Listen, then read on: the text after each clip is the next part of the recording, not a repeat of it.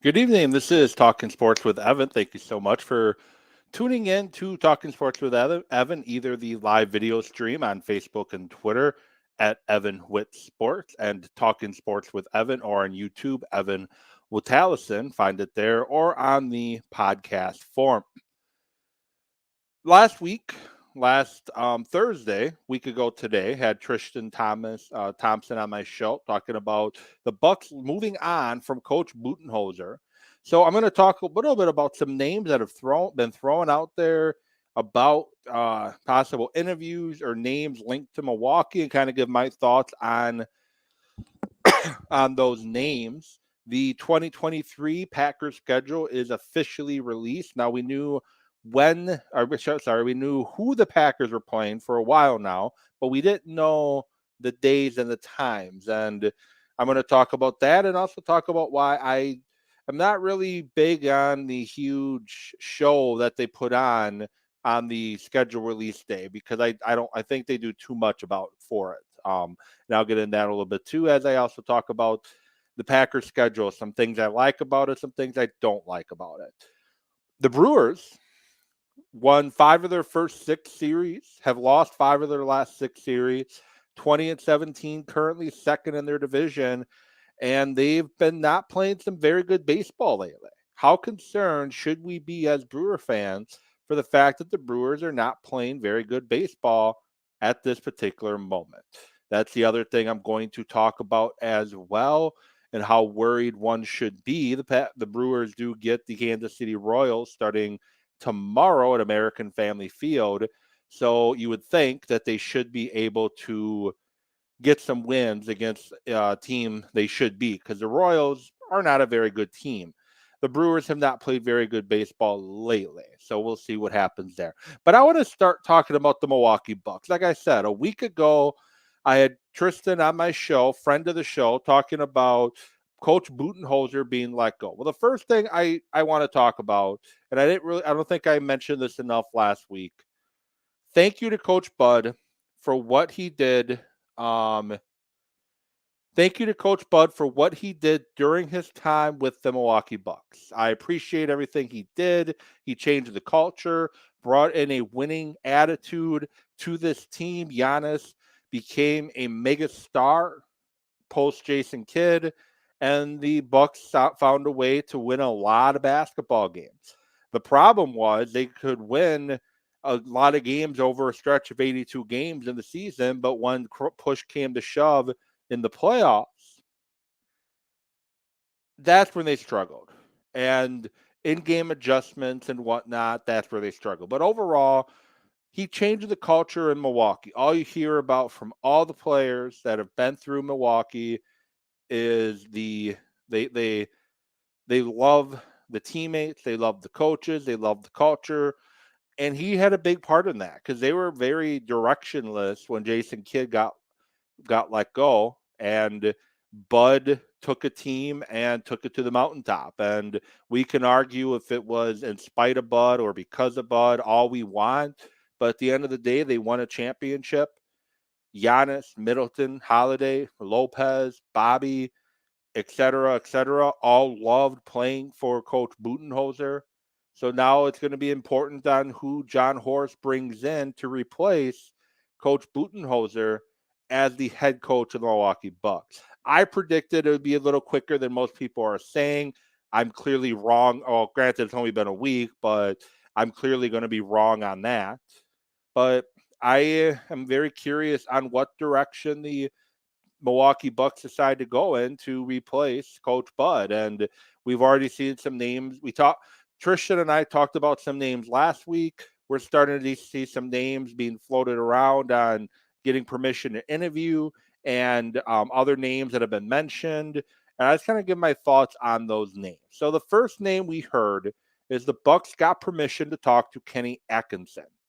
He is the assistant head coach of the Golden State Warriors. Past before that, he was a head basketball coach of the um, Brooklyn Nets, and eventually got let go as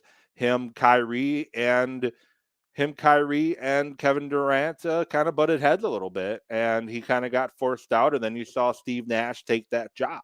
Atkinson, very good coach. He was 118 and 190 during the regular season. He spent past 2 years working under Steve Kerr. He's worked under Budenholzer before. He was an assistant coach under Budenholzer before he became the coach of the Nets. They improved from a 21 team in his first season to be a playoff team in his second. And of course, he got dismissed with 10 games remaining after Kyrie played 20 and Durant missed the entire season due to injury. He brought in the NBA by Rick Adelman. Again, a very good coach.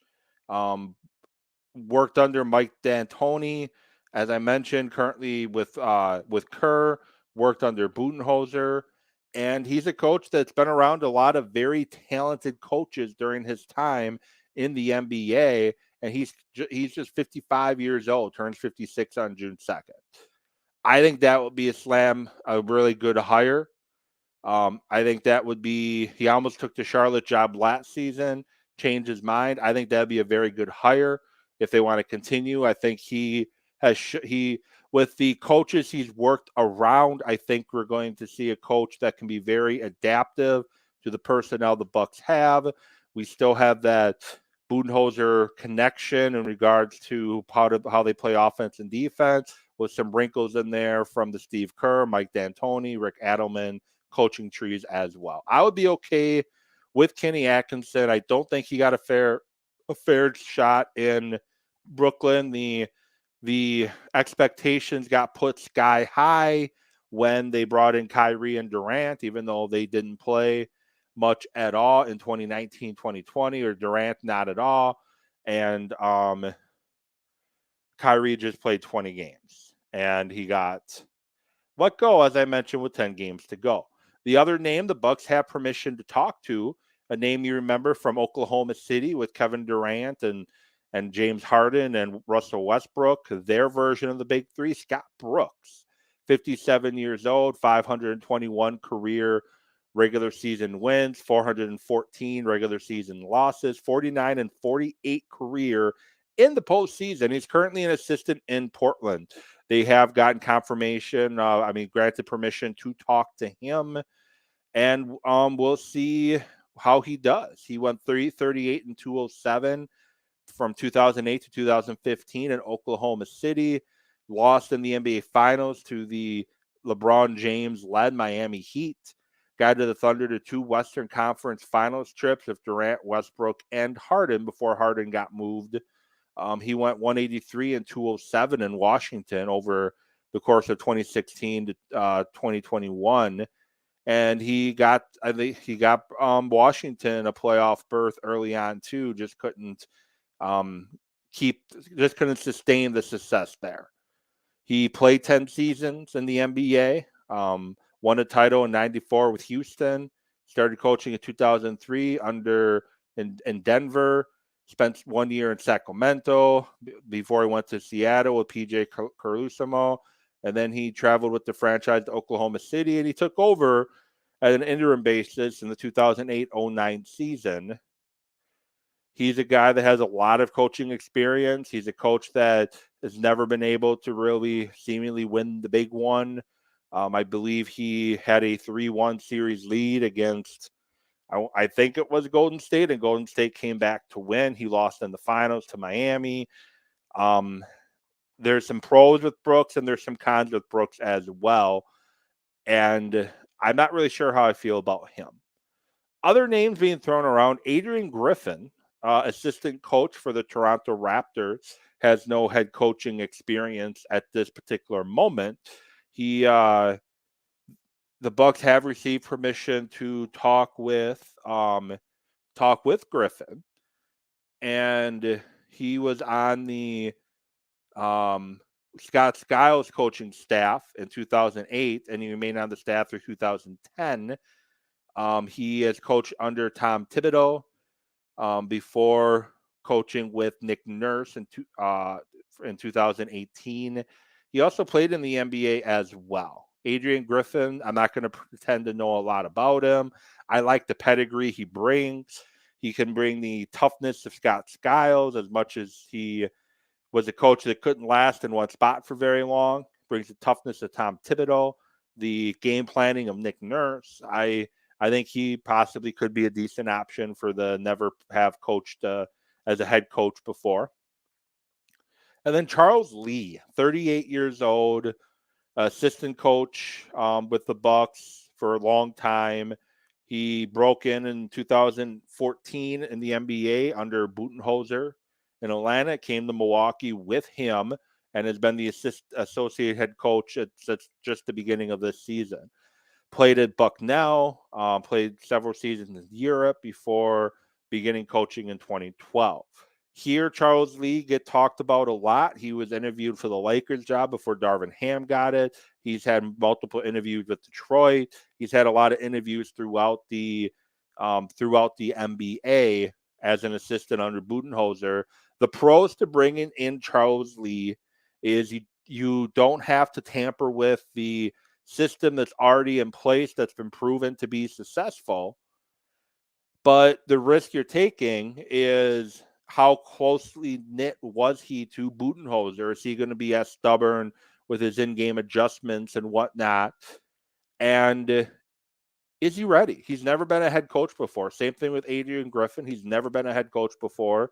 Is he going to be able to make the adjustments and get the respect of the locker room and do what he needs to do in order to be successful? The Bucks have a very short window with who they currently have on their team to be their who they currently have on their team. They got a very short window, and the question is are they going to be risking it on a first-year head coach, or are they going to be looking for a coach with a little bit more experience? Now, the coaches I mentioned prior to Griffin and Lee, Skiles and Atkinson, have coaching experience. The one coach on the market that has been the head coach for an NBA champion other than Budenholzer is Nick Nurse.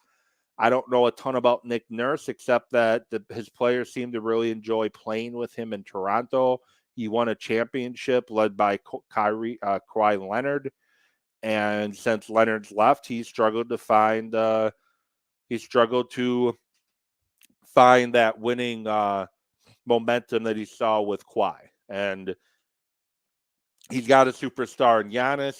He would have Bledsoe and Middleton, assuming they're around, possibly Brook Lopez. Be a lot of pieces around the Bucks that he didn't have in Toronto. So a lot of names being thrown around. We'll see who the Bucks settle on. What I don't want them to do is give it to a former player who's never had any experience coaching before. I like Sam Cassell as an option. I think he gets a lot of respect in that locker room with his experience as a player. He's been an assistant coach for a very long time. But I've seen J.J. Redick's name being thrown around as interviewing in Toronto. That's what I don't want. I don't want another Steve Nash or Derek Fisher situations where you just take a former player and just plump them right in there and say, go have at it. Doc Rivers is the exception to the rule, but we'll see. And then the Bucks have hinted too, without really saying what they've hinted, that their next head coach could currently be a head coach in the NBA as we speak. Not sure who that is, but we'll see. I've heard Tyrone Lue's name thrown around. And there is one coach that is a free agent that I doubt the Bucks have a chance for because he's never going to leave San Antonio. But Greg Popovich's contract expires from what I've read online. I don't know how accurate it is, but I've read online when I've Googled his name and his contract. He's a free agent at the end of the season. So maybe that's a name the Bucks try to bring the guy in who taught Bud. And we know the legend that Popovich is, and maybe he wants to go out a winner. San Antonio's not going to win anytime soon. So maybe he goes to Milwaukee where he's got Giannis and company that's already a ready-to-win NBA franchise. So moving on to the Milwaukee Brewers. So 20-17. So I've been every week except last week, and except the week. Well, I did touch on it a little bit the week of the draft, But every week I've been giving a recap of what's happened with the Brewers thus far. We are now on May 11th, and things are not looking good right now. As a team, the Brewers are batting .239. They are 19th in baseball right now, tied for 12th in home runs at 43. They have stolen 27 bases, which is decent. Isolated power could be better. Pitching's been okay. 3.74 ERA, 10th in baseball. 7.8 strikeouts per 9 innings. 2.46 strikeouts before every walk. They've allowed a batting average of 240. And they have a 988 fielding percentage and a 692 caught stealing percentage, according to Fox. The Brewers aren't looking like an average baseball team.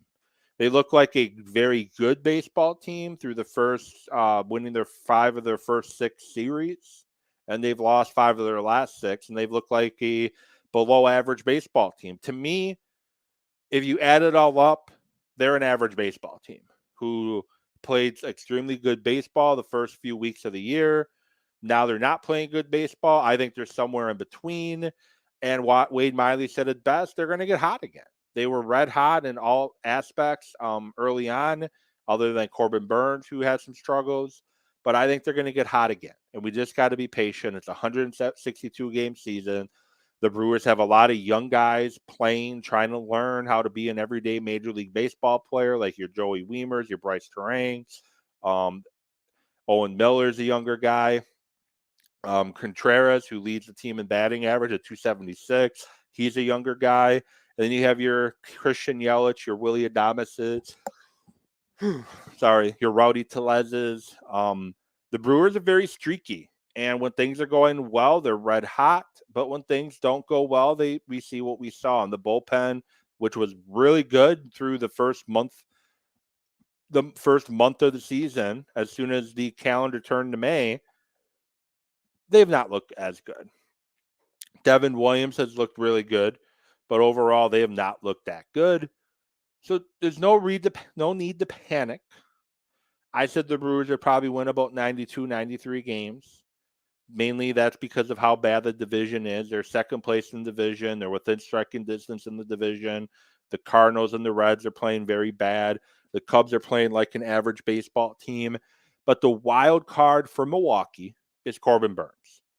If Corbin Burns can become the Cy Young Corbin Burns from just 2 seasons ago, if he could become the Corbin Burns that we saw, sorry about that, if he can become the Corbin Burns that we saw through stretches last season, the Brewers have a pitching staff that can go on another big run. They can win 6, 7, 8, 9, 10 games in a row.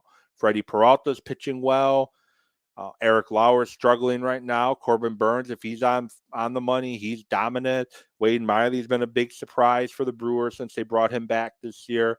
So the Brewers have the pitching staff that can carry this team. Right now, they're just not pitching well, and they're not hitting well. They need to play well together, and maybe this Kansas City series is that switch that the Brewers need to regain that momentum and go on a hot streak. This has been a tough month schedule-wise, too. You've had the Dodgers, you've had the Padres, you've had the Giants. These are some tough teams to play if you're the Brewers. The Angels with Trout and Ohtani. But they're managing. They had a tough road trip towards the end of April, which they had a winning record in. And now, like I said, it's just a matter of getting rolling once again on those wins. And I think the Brewers definitely have the talent to be able to do that. And then finally, the 2023 Green Bay Packers schedule is officially announced. As I mentioned when I started the show, we already knew who they were going to play. It was just a matter of the when. And like one of my buddies, I get it. You want to know when the schedule comes out so you can get your hotel rooms reserved right away so you can find one within driving, within a relatively close distance of Lambeau Field. Hotels fill up quickly in Green Bay and Appleton and Oshkosh. They get filled in very quickly. So you got to get a jump on it. I get that. I understand that. But I'm not a big fan of the huge hype for the fact that, well, we knew what the schedule was going to be at like 7 o'clock this morning. Matt Schneidman of The Athletic tweeted out what the schedule was going to be, and it was actually correct. He was correct on what he said on what the schedule was going to be. So we don't need this huge hype leading up to it. Where we're figuring out who plays who and when. So the Packers schedule preseason, they're at Cincinnati, home against the Patriots, which they're going to have a joint practice against the Patriots, and they're home against Seattle. So they get 2 preseason games at home, one of which will be that gold package game. Then in the regular season, the Packers open up against the Chicago Bears on the road. Jordan Love going on the road through week 1 and 2 this season. The Atlanta Falcons will be your week 2. Week 3, September 24th, they have their home opener at noon against the New Orleans Saints. You're going to hear that theme a lot. They play the Falcons at noon. They play the Saints at noon. Thursday Night Football against the Detroit Lions. Prime Video game, 7:15 p.m. kickoff. I'm going to be at that game. I'm excited for that. Then October 9th, they travel to take on the Las Vegas Raiders on Monday Night Football on ESPN. Then they get their bye. I don't like the early bye. It seems like the Packers always have an early bye or a late bye. Can we get one right in the middle? If you get a bye too early, then you don't have any time to regroup. If you get a bye too late, by the time you get a chance to regroup, it's too late. Put it somewhere in the middle. That's just my thought. Put it around the middle. I know you can't do it for every team, but that's where I prefer the bye. After the bye, they're back on the road to take on the Denver Broncos in Denver, 3:25 kickoff there. And then they're at home the following 2 weeks, October 29th against the Vikings at noon. Then November 5th against the Rams at noon. Then they're at Pittsburgh on November 12th at noon. November 19th, they play the Los Angeles Chargers. I'm sorry, November 23rd. Yeah, November 19th, they play the Los Angeles Chargers at noon. Another gold package game. Thursday, November 23rd, Thanksgiving, they take on the Detroit Lions at Detroit at 11:30 a.m. on Fox. Then they play Sunday Night Football against the Kansas City Chiefs at home. Then they have the Giants on the road on Monday Night Football on December 11th. December 17th, they play the Buccaneers at noon. Then they play at Carolina at noon. And they play at Minnesota at 7:20. And then they play the Bears, to be determined. And depending on the Packers' record, it's either going to be all the way from 12 to Sunday Night Football, is my guess. My guess it'll probably be 3:25 because it is the Bears, but we'll see. And when I look at this Packers schedule, it's when you're breaking in a brand new quarterback who has very little starting experience in the NFL, this is not a bad schedule to have. And I'm not going to sit here and pretend that they're going to win 13 games or 11 games or, light the world on fire. But I think this is a very manageable schedule. The Bears, Falcons, and Saints are not very good. Detroit, we don't really know what Detroit is. They had a great season. Well, they had a great stretch last year and finished the same record as the Packers, but they had a great stretch last season where they won a number of games in a row. The Raiders were not very good last year. The Broncos were not very good last year. The Vikings are going to probably take a step back after winning a lot of close games last year. The Rams are a huge question mark. The Steelers are a big question mark. The Giants are a question mark. The Buccaneers are not going to be very good this year. The Panthers are not going to be very good this year. So this is the schedule you want if you're breaking in a new quarterback. There's no reason the Packers, I know you can't finish 500, but there's no reason why the Packers shouldn't be a game or two within the 500 mark. There's no reason for that why they can't. The defense has a lot of talent on that side of the ball, a lot of former first-round picks. The offense with Aaron Jones and A.J. Dillon and David Bakhtiari in the offensive line. They have a very good potential on the offensive side of the football. I know Jordan Love's a big question mark. We don't know what Jordan Love is going to be. We don't know how he's going to perform. But Tristan and I talked last week. Be patient. See if how he looks from week 1 to week 17, and then the last game of the year is going to be January 6th or 7th. But anyway, let's see what Jordan Love can be from week 1 through week 17. See if he can start improving each game, getting that ball out quicker, trusting his reads a little bit better, trusting his protection a little better week to week, not escaping the pocket too soon or not staying in the pocket too long. All things that develop when you actually get game reps, something that Love does not have a lot of. But I'm excited for Packer football. I have zero expectations on wins and losses.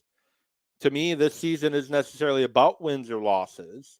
This is about trying to improve each and every week from September 10th to January 7th. I know it's 6th or 7th, but I just picked the other one. It's about trying to improve week in and week out on both sides of the football and giving the young guys the experience to grow together to hopefully take that much bigger step in 2024. They're going to have more cap room in 2024. They're going to have more experience in 2024 because you have a lot of young guys playing this year who hopefully can take that year 2 jump. Then they take that year 3 jump and that year 2 jump. You're going to be depending a lot on young guys. If the Brewers, the motto has been let the young kids play, that's how it needs to be in Green Bay too. Let the young kids play. Let them get the experience. Let them grow together. Let's see what this team can become. And I do have to say, I am very impressed and happy with how Jordan Love carried himself at his first press conference as the starting quarterback of the Green Bay Packers. I know, let's not get crazy. It's just a press conference. I get that. I understand that. But the way he handled himself, I'm very impressed. And he's putting that work in to try to be great. Is he going to be great? I don't know.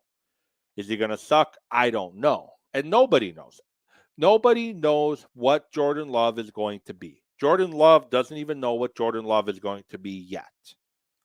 So anybody saying he's going to be great doesn't know what they're talking about. Everyone saying he's going to suck doesn't know what they're talking about. Nobody knows what Jordan Love is going to be, and I'm excited to see what he is going to be. And the nice thing is, if Jordan Love just completely bombs it this season, you realize he is not that guy. There's a few quarterbacks in the draft coming up in 2024 that are pretty talented guys led by Caleb Williams. So you have some guys that you could potentially look to replace Jordan Love with in 2024 if you make that determination that, well, Jordan Love definitely wasn't him. So with that said, thank you so much for watching. Go to RacineRaiders.com and find out how to watch Racine Raider games this year. I am on the broadcast team with the Raiders starting this Saturday as we take on the Baltimore Lightning. Going to be a fun game, fun season. Sign up for the live stream, just $5 per game. Check it out. It's pretty competitive football. The Racine Raiders are kicking off their 70th season as a minor league football team. And this is the link here to watch the stream as well. So with that said, again, thank you so much for watching. I appreciate it. And I will get back at you next Thursday night as I talk about the latest in what happened in Wisconsin sports.